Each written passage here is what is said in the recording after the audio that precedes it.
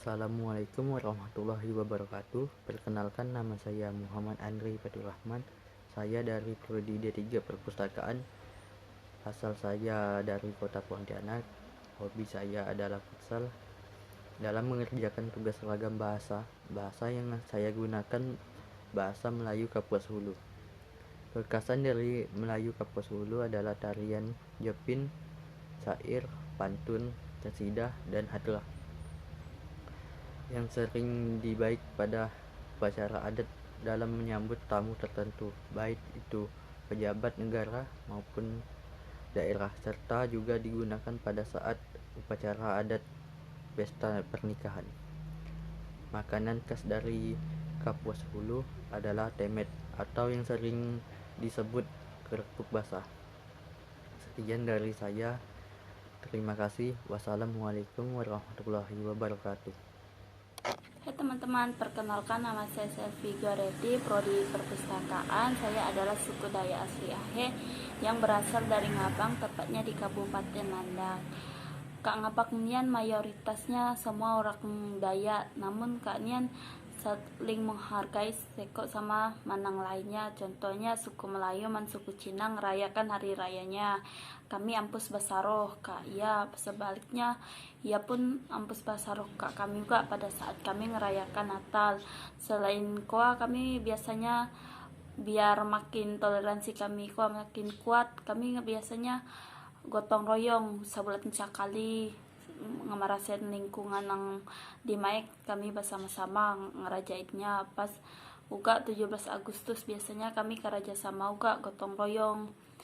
Terus orang Dayak memiliki alat musik tradisional nang di Mae. Alat musik tradisional namanya sape. Sape sejenis gitar, tapi sape gitarnya orang Dayak boleh dikatakan lah lah. Terus orang Dayak biasanya kalau ada nang jantu Kak Maraga biasanya basampak artinya diri pinta Kak Jubata supaya Kak Maraga nana ada terjadi hal-hal nang lea koa. Sekian dan terima kasih dari saya Selvi Goreti. Assalamualaikum warahmatullahi wabarakatuh. Perkenalkan, nama saya Beni Harmianto. Bahasa yang akan saya bawakan adalah bahasa Melayu asli Pontianak. Kota Pontianak punya macam-macam ragam bahasa, tapi sebagian besar orang Pontianak menggunakan bahasa Melayu sebagai bahasa utamanya. Bukan tanpa sebab, tapi dikarenakan bahasa Melayu Pontianak dah digunakan secara turun-temurun sejak zaman penjajahan Dolok sampai sekarang. Bahkan bahasa Melayu Pontianak dah ditetapkan sebagai warisan tak benda oleh pemerintah daerah Pontianak setempat. Sekian dari saya, terima kasih. Wassalamualaikum warahmatullahi wabarakatuh. Assalamualaikum ya sanak saudare, kenalin nama saya Ningrum Terasikin. Bahasa yang nak saya bawakan kali itu ialah bahasa Melayu Sambas. Saya nak ngasih tahu tradisi apa-apa aja yang masih ada di Sambas sampai sekarang. Di situ saya nak narangkan tentang toleransi antar budaya. Di Sambas tuh rata-rata orang Melayu kan. Jadi saya narangkan yang di Singkawang ini contohnya. Di Singkawang tuh kan beragam sukunya. Ada Dayak, Cine, Madure, Jawa, dan lainnya. Nah, alhamdulillah toleransi antar kami masih berjalan dengan baik sampai sekarang. Misalnya di daerah Bengkayang kan mayoritas orang Dayak. Nah, di sini adatnya masih kental, jadi kami selalu menghargai dan menghormati adatnya.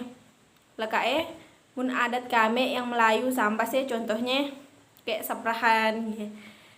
Kita bersaprah cari makannya, duduk di lantai 6 orang kayak gini. Biasanya kan acara-acara kayak makan-makan, terus serakalan, acara nikahan, selamatan, solawatan yang pakai musik ya namanya serakalan. Masih ada sampai sekarang.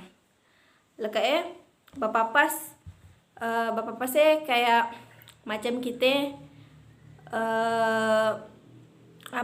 kayak membuang aura negatif, kayak misalnya membuang aura jahat misalnya kayak kita nampatik rumah baru kayak kita bapak pas Lah kayak Batangasnya kayak membersihkan diri. Biasanya dilakukan kayak kita nak nikah. Sebelum kita ijab kabul, kita betangas kayak membersihkan diri kita. Biasanya di pengantin-pengantinnya. Sekian dari saya. Wassalamualaikum warahmatullahi wabarakatuh. Assalamualaikum warahmatullahi wabarakatuh. Perkenalkan, nama saya Yasmin Arisiswani dari Prodi Perpustakaan. Nah, sekarang saya nak nyeritakan adat istiadat dan budaya yang ada di Pontianak, kota kita yang tercinta. Banyak adat istiadat yang ada di Pontianak nih, contohnya seperti budaya makan seprahan, robok-robok, meriam karbit, dan upacara adat tepung tawar Melayu. Abis itu di sini saya nak jelaskan salah satu tentang tradisi main meriam karbit yang biasa dilakukan orang Pontianak apabila dah menyambut bulan puasa dan hari raya Idul Fitri. Permainan meriam karbit ini udah dari zaman dulu, udah jadi tradisi dari masyarakat Melayu di sini. Atraksi permainan meriam karbit ini sebenarnya punya kisah sejarah yang menarik. Menurut cerita Kesultanan Kadriyah Pontianak di tahun 1771 sampai 1808, tujuan awal dari bunyikan meriam ini untuk buang sial dan ngusir hantu kuntilanak yang ada di kota Pontianak. Bunyi kerasnya pun dah jadi petanda kalau dah masuk waktu azan maghrib. Seiring waktu berjalan, tradisi meriam karbit ini dah berkembang jadi daya tarik para wisata. Sekian cerita dari saya. Wassalamualaikum warahmatullahi wabarakatuh.